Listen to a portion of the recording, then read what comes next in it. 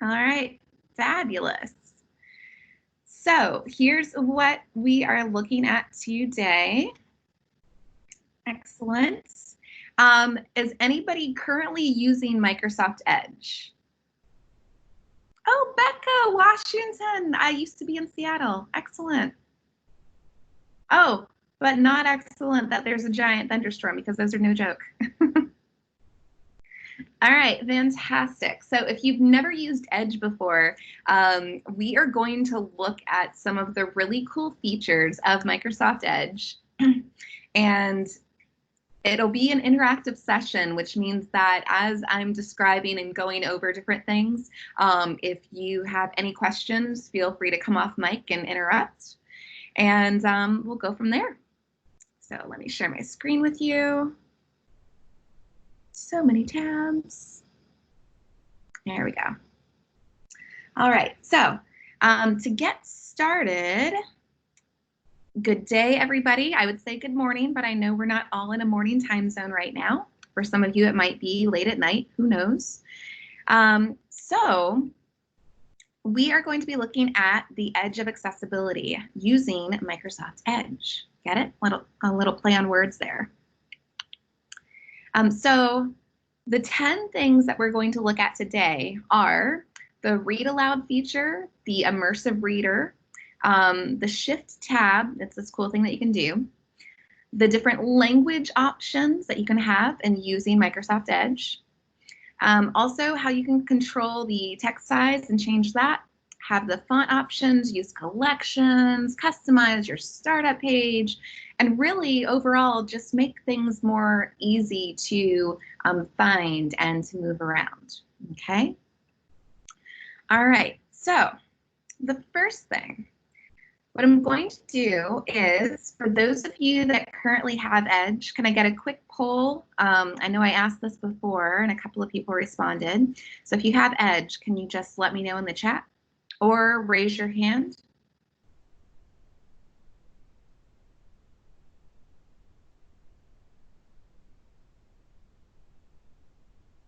Okay.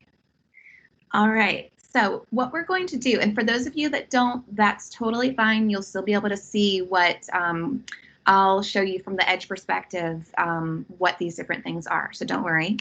But if you do have Edge already installed, then go ahead and go to bit.ly/bf differentiate, and I will actually put that in the chat to make it a little bit easier. bf differentiate.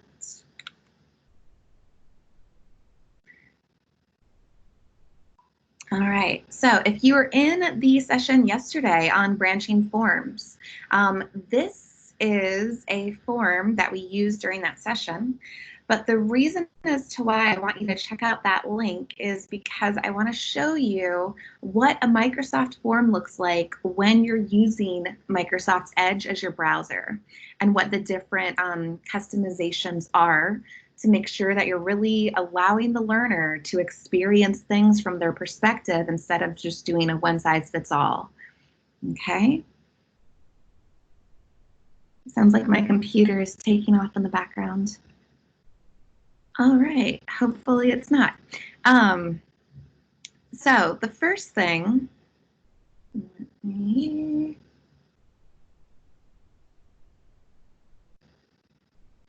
when you're using Edge, what's really nice is that you'll have some built-in features. And let me actually go to the link.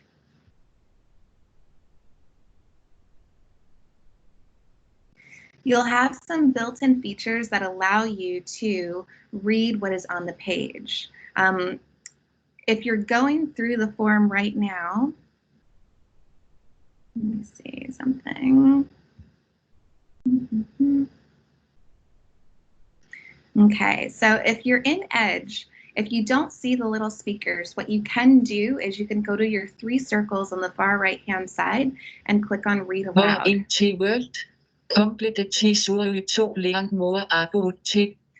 Okay, what you notice with the voice, if you were able to hear the voice right then, if it doesn't sound like your accent, what you can do is go into voice options. And in voice options, you can play with the different accents and the different tones of the voice. You can also say, you know, I need them to speak a little faster because I can understand faster. Classes we have in common. And then, you know, if that doesn't work, then you just try and you go for a different type of voice and then a different type of speed. May even learn more about a place you've already been to. Required. 1. Your first name. 2. Your last name. 3. Your email address. 4. Which continent do you live?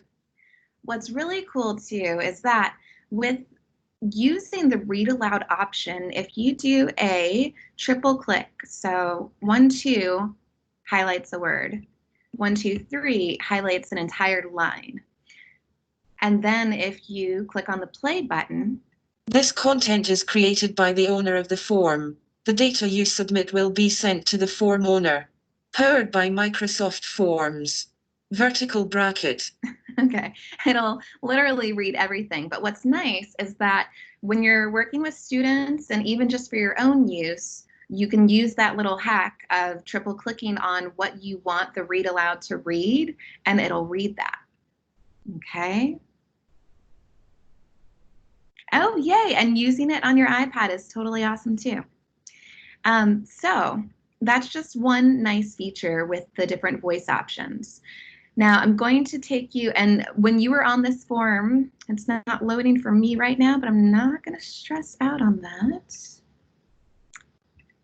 Yeah, so when you were on the form, you might have also had the speakers next to the different questions here.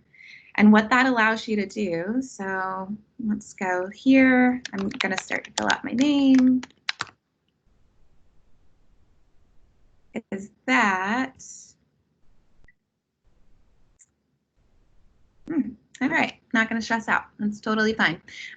We will just do that from a different page.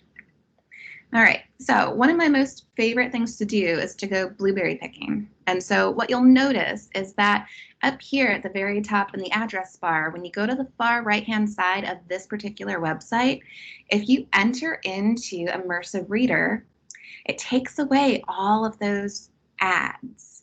It makes things so much more simple and clean and crisp so that you can easily navigate through the page and read the page for the content on the page instead of all of the different bells and whistles. What's also nice is that you'll notice as I move my mouse up, I have these different options. I have my read aloud option. Blueberry harvesting season, tips on harvesting. Okay. What I also have, anytime I want to get out, I can X. If I move my mouse away, sometimes my little bar up here will go away as well. That's totally fine. All you have to do, just like most presentation tools, if you move your mouse, then your gears and controls will come back. So that was read aloud. What I can also do is look at my text preferences. And maybe I want the page theme to be a dark background with white text. Maybe that's easier on my eyes. Maybe I also want to change the text size because I forgot my glasses or because I don't know that I need glasses and I want to make it larger. I can do that here and control that. What I can also do is control the text spacing. And the text spacing makes it so that there's more space in between the text, not necessarily the specific letters, but the text overall. Yay, Becca, what was that? I feel like I was going a little fast. Come off mic and let me know what was the one cool thing that you learned for today so far. Or you can type it and I'll say it. Sorry, it was the fact you can do the immersive reader and it takes the adverts away? Yes, okay, that's awesome. Yeah, because oftentimes there'll be like add-ons and stuff, you know, that you can do to get rid of the ads, but oftentimes when you're reading things on a website, what's nice is that you can get rid of all of the extra stuff and just make it nice and clean. You can even go into more themes and maybe the blue is better. maybe the brighter, oh, that hurts my eyes. So this is super nice just within text preferences alone. Okay. All right, are we comfortable with text preferences and what those different options are? Okay.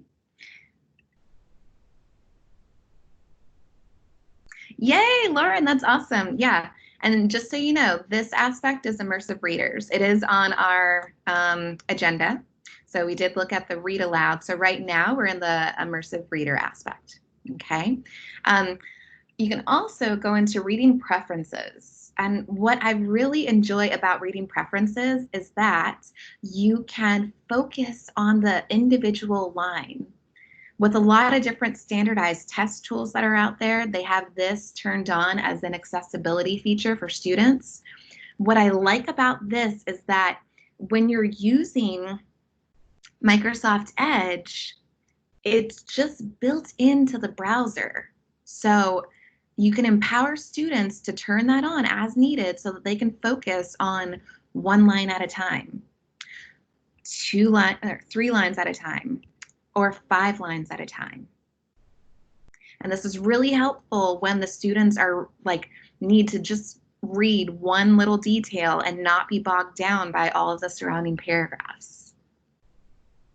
Oh, and Becca brings up a really great point. So changing the text and background is good for people who have dyslexia. It's also good for, oh, I forget the name of it, but you know, whenever somebody has an adverse effect of flashing lights and things that are super bright.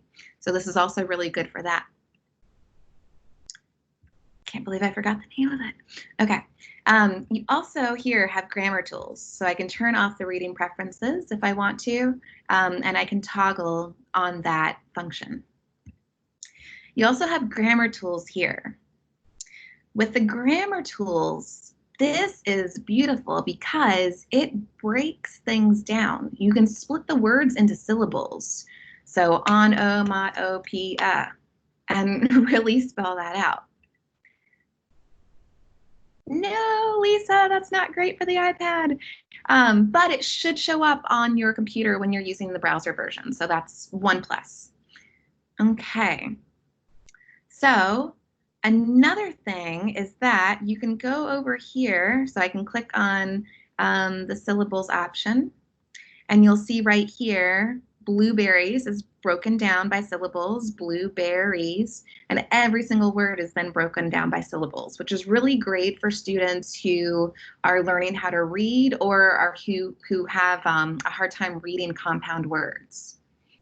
You can also, within the grammar tools, turn on the nouns aspect and choose to have the nouns be a certain color. So since this is all about blueberries, I'm going to have all the nouns be blue.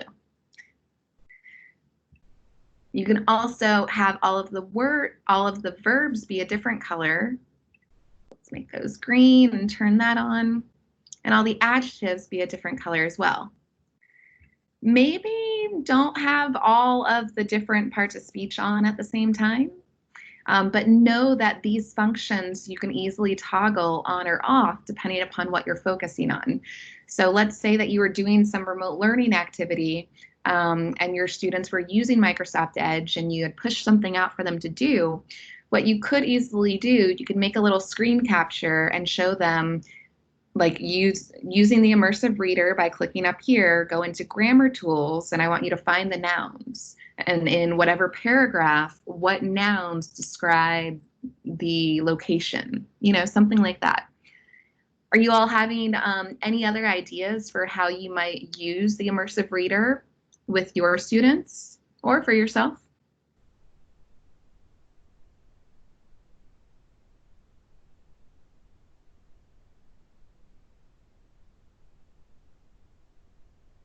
Okay. Or we're just taking it in, and that's fine too. All right. The other thing that you can do over here is that if you wanted to, is there a cost to Microsoft Edge for my classroom devices? Heather, great question. The answer is no, this is all free. Microsoft Edge, it's a download, so it's just like downloading any other browser, except it's Microsoft Edge. So just like you would download other browsers, same thing. And what's also nice, I'll go over that real quickly, is that you can log in with any type of account. So you'll see here, and can somebody let me know? You can see my pop-up, right? Yes? No? Okay. All right. Yes. Okay. It's like I'm sharing my screen, but I don't know if you can see those pop-up things. So when you click on the person, you can actually have different accounts and you can add different profiles. So just like other browsers, you can toggle between your different profiles. What's really nice that you'll notice here also is that I have a personal email address that does not end in Microsoft that I'm using with this browser. Okay, so you do have that functionality, and it's not just based on having one email address over another. So know that as well. All right, and then the other cool thing that you can do right here is if you pin this to your toolbar, then you'll be able to access this version of it, which is really nice. At any point, if you wanted to exit out of the Immersive Reader, then you just click up here right next to the star and you're exited out of it.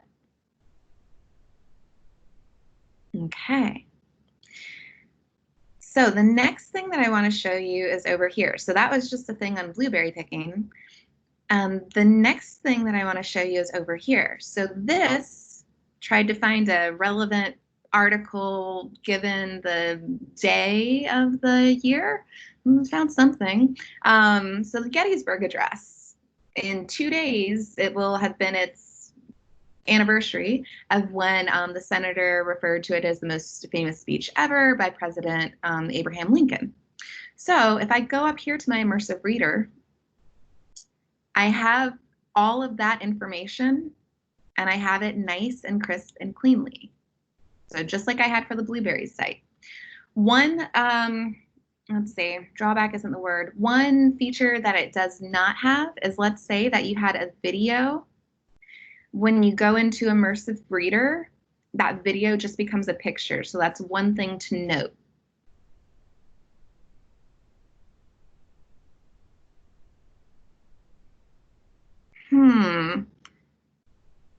Barrett, I might need to look into that. Do you need to be signed in to access Immersive Reader?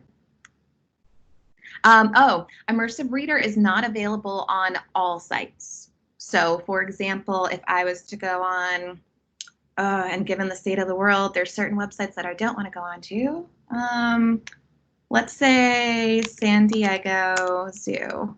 So if I open up a new tab and I say San Diego Zoo. All right, then I can go here. Oh, cool, it was voted the #1 zoo in the world. Excellent. And you'll notice that up here on this particular website, there's not an Immersive Reader option. But sometimes if you click on a page within that, then the Immersive Reader option will appear. But it really just depends on the makeup of the page. Another thing that you could do, though, is that if you wanted not all of the features of the Immersive Reader, but if you wanted it to be read out loud, then do that 1, 2, 3 triple click, then right click on that, and then read aloud the section. See exotic cats climb and jump and much more. Bring your camera to this fun and interactive experience. Okay. Oh, yay, excellent, Barrett. Yeah, so it's not a catch-all for all sites just because not all sites are built equally. Yeah, but it is on a lot of them. And remember, if you don't like the voice and if you want something that sounds more like you, then you can play with the different voices, and there are a lot. There's also, so over here, you can have different languages. So I could change this to Elvira, natural Spanish, and now when I click play, experience as we bring the animals out to you for an up-close view. Our expert trained. So it doesn't change the language on that aspect, but it does change the dialect. So think about your students and think about, okay, where are they coming from? Yes, they're learning this other language. Maybe it's English, maybe it's something else, but maybe, you know, give them some suggestions on, hey, if you change the voice to this one, then it's a dialect that sounds more familiar. All right, how are we doing? Ready to check out some more features? Absolutely. Fabulous. All right, so we looked at the Read Aloud, we looked at the Immersive Reader. Now let's check out the Shift tab.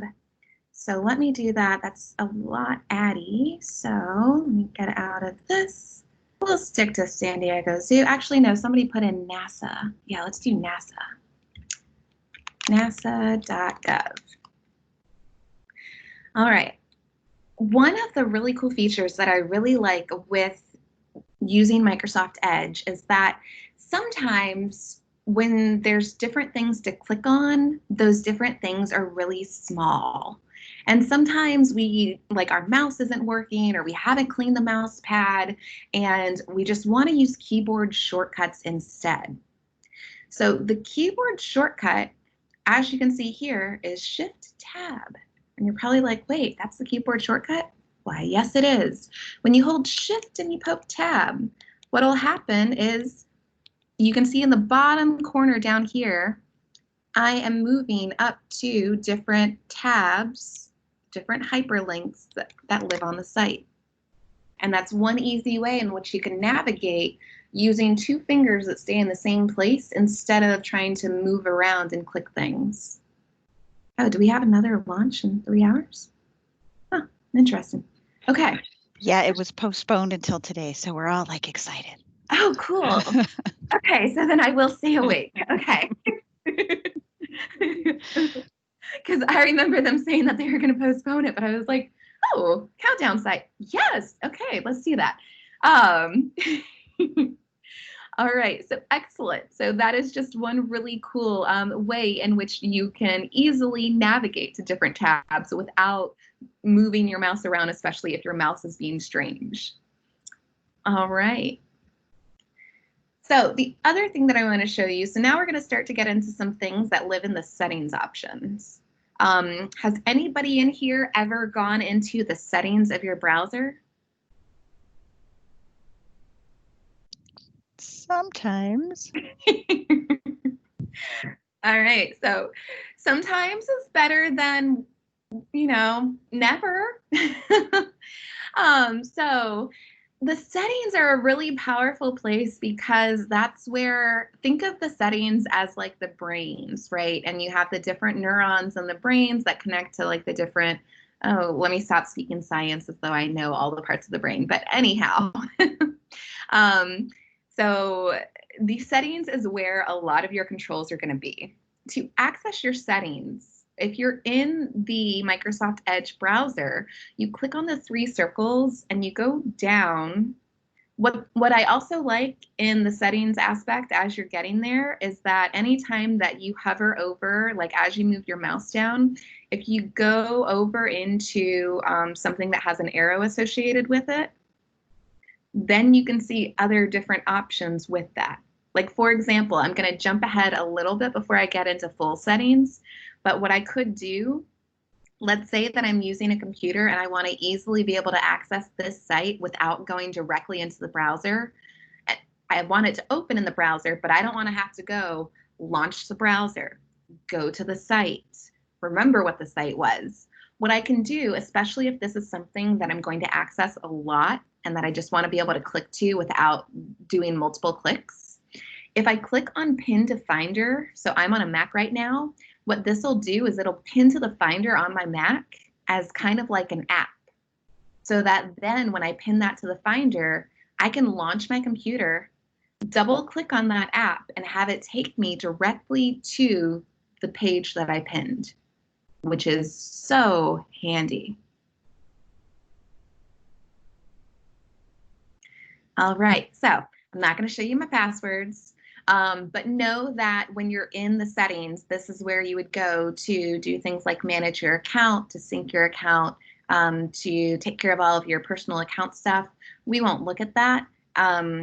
What I will say is that if you are importing your browser data from another browser, this is also where you would do that using this import browser option. This is also where you can toggle between your different, I was about to say personalities. This is where you can toggle between your different profiles, and maybe your different profiles are your different personalities. Who knows? Okay. What you can also do here in multiple profile preferences, say that 10 times fast, is you can decide like what type of preferences you want for the different profiles. Okay, so you can control all of that in there.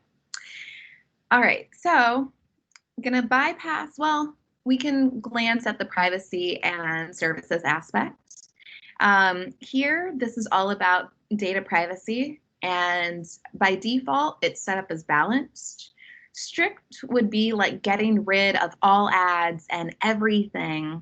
But when you do that, sometimes you're blocking out good sites as well. So just be aware of what you're doing when you do that. Okay, you can also make exceptions, like add a safe site, essentially. Over here in the appearance, what I really like about this is that, let's say that your eyesight is not super great, or let's say that it's more comfortable at a different level. You can make it so that your website, your browser is always zoomed to 125%. Okay, you can make it so that it's smaller at about 67%. Maybe that's more comfortable. It's not for me, but it might be for you. And maybe 110 is just enough, and that's just right. I know that from my experience in working with teachers a lot, you know who you are and you know what you like to see best. And rather than zooming in on every single page, you can control how all pages are viewed within your settings. So it saves some time. You can also go into the font size and customize that. And you can say, I want it to be very small, and it'll look like the quick brown fox jumps over the lazy dog. And that is very small. I had to lean forward to read that. Or you can make it very large. And if I make it very large, let's go to the Gettysburg Address and we'll get out of the reader. You'll notice that my text then got really large. So whenever you make a setting change, what I would suggest is you can see the setting change in this one little sentence, but maybe also have a web page open and change it until you're comfortable. And I think I'm comfortable with medium. Maybe large, we'll see. You can also, so I know that when it comes to fonts, some fonts are really just overwhelming and some are a bit too simple. Some are distracting. You know, there's a lot of different ways in which fonts can be. You can make your font size larger or smaller. Okay, you can also change the minimum font size. And over here for standard font, like what your options are for the different standard fonts and serif fonts and things like that, you can go into the drop down and choose different fonts. One downside is that, you know, sometimes you'll be on a tool and when you go to like Gill Sans, it'll show you what Gill Sans looks like. It doesn't do that here. So maybe either play with the different options or look at what you're already using and see what those options are with that. Okay. Another thing that I like here in the settings is that on startup, you can tell it exactly where you want to go. If you get really busy like I do and you're like, you know, I just want it to continue where I left off, I need to close everything, take a tech break, walk away, then I can have it continue where I left off instead of always opening a new tab when I start. So it becomes my memory for me instead. You can also, here for the new tab page, you can customize this. So one way that we often see it customized in a school setting is that it's the school website. It's like the one place where you always go to. And maybe that is your email, or maybe it's to some other resource, okay? All right, how are we doing? Doing good. Yay, thank you. Yeah, and feel free to come off mic as much as you want. I really don't mind. The other feature down here is languages. So I know some Spanish, I know some French. I'm not fluent in either. So what I am able to do here in languages, I can add languages. This is really, really great for students who maybe don't have English as their first language, and maybe they do better when they see pages that are in French. Where's French? All right, now you're gonna see how little I know about French. I know just enough to be polite and not enough to be rude. So didn't quite make it to level 2. Oh well. All right. What I could do is, if this was my top page, then if this is my top page, I can offer to translate pages into this language. I can also move it to the top. And by moving it to the top, it would make it my primary page language, which means that when I go to different pages like this is probably a bad example.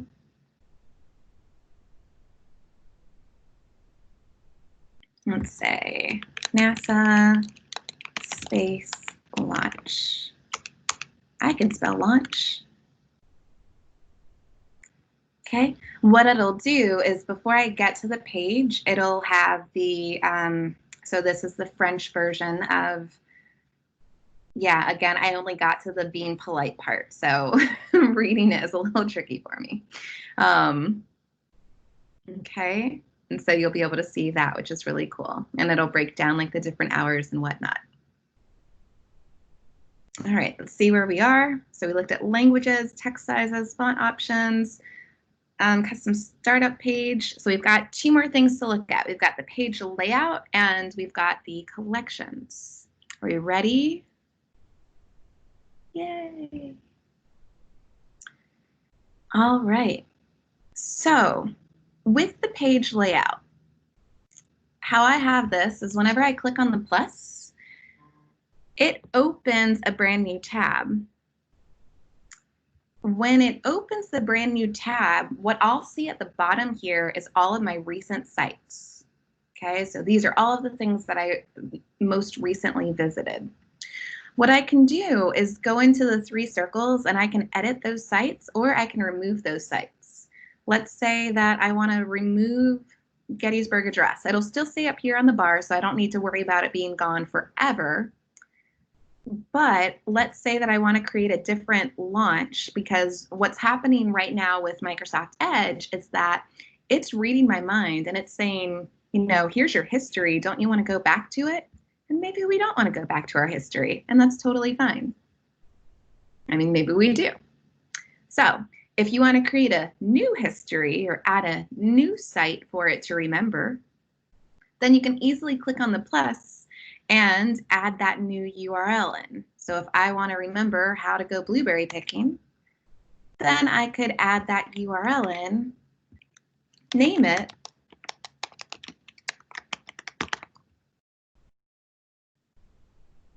and now that essentially becomes a little bookmark for me. I could also do that up here by going to the site and clicking on the star, but I like this, this visual manner of doing that because this is what I see when I open a new tab.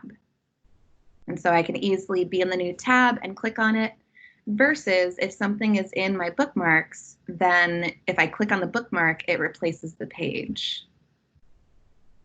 Another thing, so to show your bookmarks, if you click on the 3 circles and you go to favorites, then you can show the favorites bar. Another thing that you'll notice here is that you have shortcuts that you can use.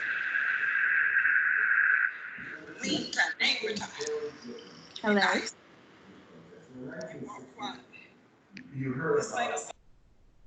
So we're gonna mute. If I put you on mute, don't worry, you can always unmute yourself. I'm just trying to eliminate some background sounds. So if I did that mistakenly, feel free to take yourself off. And can't believe I forgot this. Sarah, I'm gonna promote you so that you can handle that as well.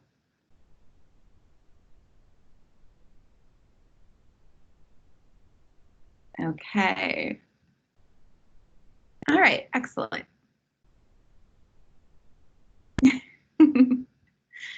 And yeah, if you're gonna mute me, just let me know first. Thank you.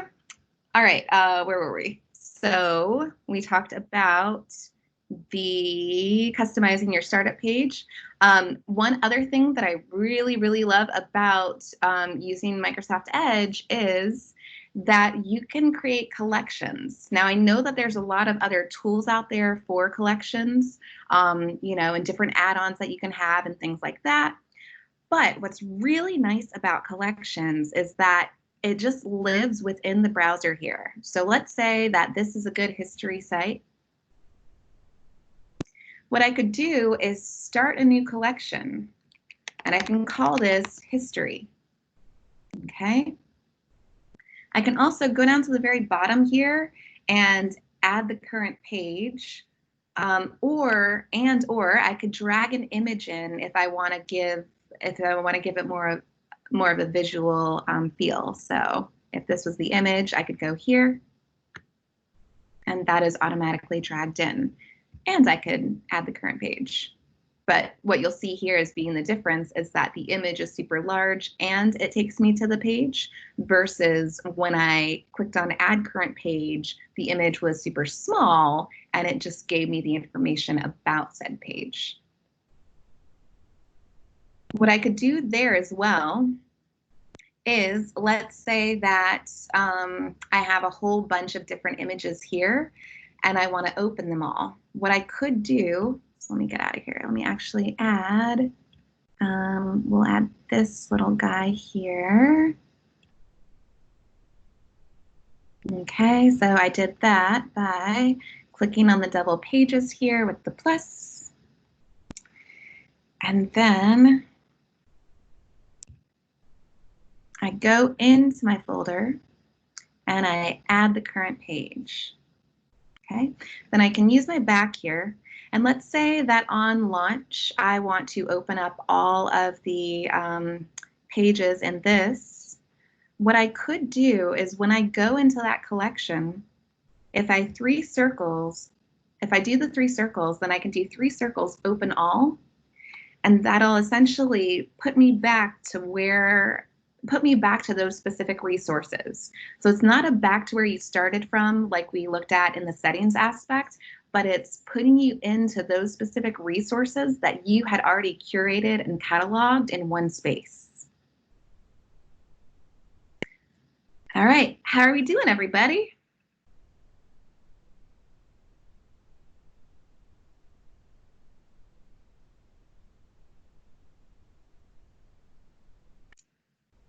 All right, excellent.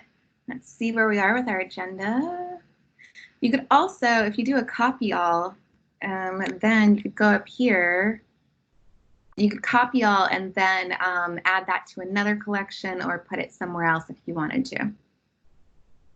Okay, and then for your basic bookmarks bar, your favorites bar, it's just the star right here with the plus. And then you could choose if you want to have this in a different folder. So maybe you have a bookmarks bar, and then maybe you also have a collections bar, and your collections are for those specific things, whereas your bookmarks are for things that you're just going to go to like once or twice, or not once or twice, but you're going to go to more often. Okay. Let's see where we are. So we looked at the collections, we looked at the startup page. Wow, we looked at a lot. All right, so what specific questions do you all have about Microsoft Edge?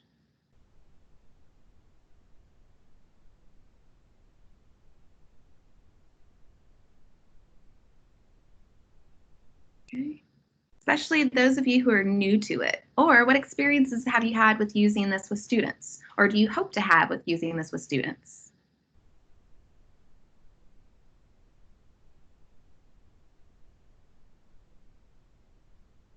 Oh, Lauren, yeah, that's strange. Yeah, it might require an update.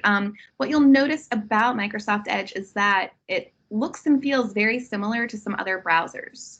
That is because what goes into making it is this thing called Chromium, and Chromium is a very popular like background running system that works with a lot of different web browsers. So you might already be using something else that feels similar. This version of Chromium, also known as Microsoft Edge, just has more accessibility features that are built into it without you having to go and install additional add-ons. I'm trying to figure out why my form isn't working like it was yesterday. Did I do something? Because there's a cool thing that happens with forms. Oh no, now I'm in French. Okay. Yeah. All right, so I'm gonna have to change that back because like I said, level 1 French, level 1. All right. Yeah, Lauren, and definitely, like this is a really nice browser to use with students because, like I had said earlier, you can have different accounts on it. Okay, they can be from different places, and you have all of those accessibility features built in. And it's super user-friendly for users of all ages. So not just students, but adults as well, as you're experiencing. Oh, and Heather brings up a really great point. So with special education students, so my older brother, he's autistic, and so he likes receiving information in a different way than most people. So this would be something really great for him because he wouldn't get distracted by all of the ads that come up, right? So when he goes into Immersive Reader in particular, he would get distracted. He wouldn't get as distracted. Another thing is that when, even if not using Immersive Reader, even if you're just using the Read Aloud option, he could easily do a right-click, read aloud from here, or a triple-click, highlight it all, and then read it. And then he doesn't have to worry like if he or anybody else is having like a memory lapse of some sort and, you know, just reading like, and it happens from stress and things like that. But, you know, if you forget how to say a word. There the accident benefits. Oh no, what Whether accent? you grow your own or. Okay, I chose a different accent. Yeah, but you'll see there, like it's just as simple as a right click and then all of your controls are right here. So it's super nice and user friendly and it doesn't take a lot of clicking around to find the different features. Yeah, and Heather, what you're saying about starting with special ed students and then pushing out to general ed classes, when I worked in Washington, D.C., that's what we did a lot of. So a lot of, okay, does this work for our special populations? And if it does, then it'll work with our general populations. You know, like what are the benefits that they're finding from using this browser as opposed to other browsers? Lauren, you bring up a really great point. So it would be cool if collections could be shared with users. It most definitely would be. Whenever you are in different Microsoft products, you can always give feedback on those features. Let's see, where is it here? So help and feedback, and then send feedback. And then, I don't know if you can see my pop-up. Can you see my pop-up? Not this time, no. But Oh. I see it on mine. I have it in another window. Yeah. Okay. Cool. Yeah. So, because I was like, oh yeah, it's not a browser pop-up. That's why. So, so yeah, just know. And what I did to get to the thing that you can't see on my side is that I went into the 3 circles. I went into help and feedback, and then you can do this as many times as you want. So, and the more you do it, the more they listen. So just know that much, okay? Then what you can do is you can say, so it'll say, describe what's happening. You can then go and put in, hey, I want this to happen. Like, I want to be able to see, I I want to be able to share the collections that I make with my students so that it's one less thing for them to have to do. There are other ways that you can do that, but not browser-based at this point.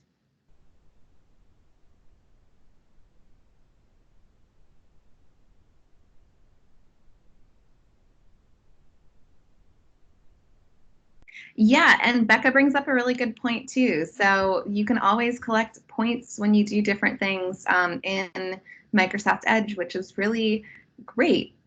So if you go to any website, then you'll see on your profile over in the right-hand corner typically that you have certain points that are added for different things. Don't know why I'm not seeing it right now.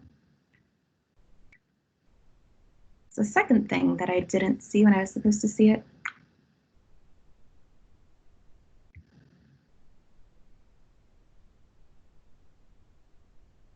Nope. Okay. All right. Excellent. Well, if you want to hang around and ask some more questions and chat, feel free to. If not, then that is all we have for you today on the Edge of Accessibility, and I hope that this session was informative for you. Also, be sure to check out our other sessions. Our other sessions can be found at q.org/Microsoft, and they're all free, and they're happening every single day. All right, so thank y'all. I'll stick around if you need anything. Thank you, Tara, and enjoy our San Diego weather. Yes, definitely. I love the sun.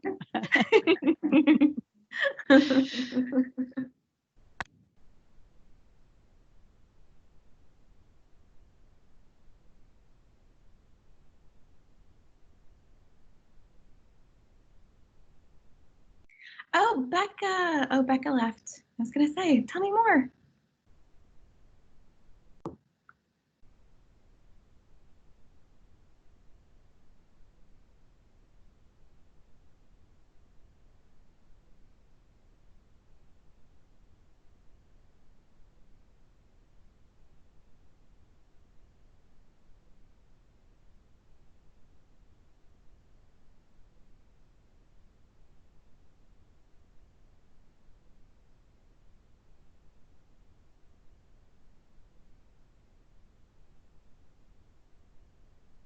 All right.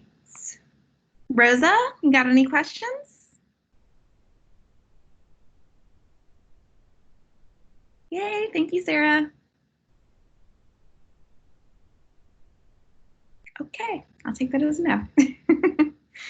All right, y'all, have a great day. I'm stopping the recording. And I'm stopping.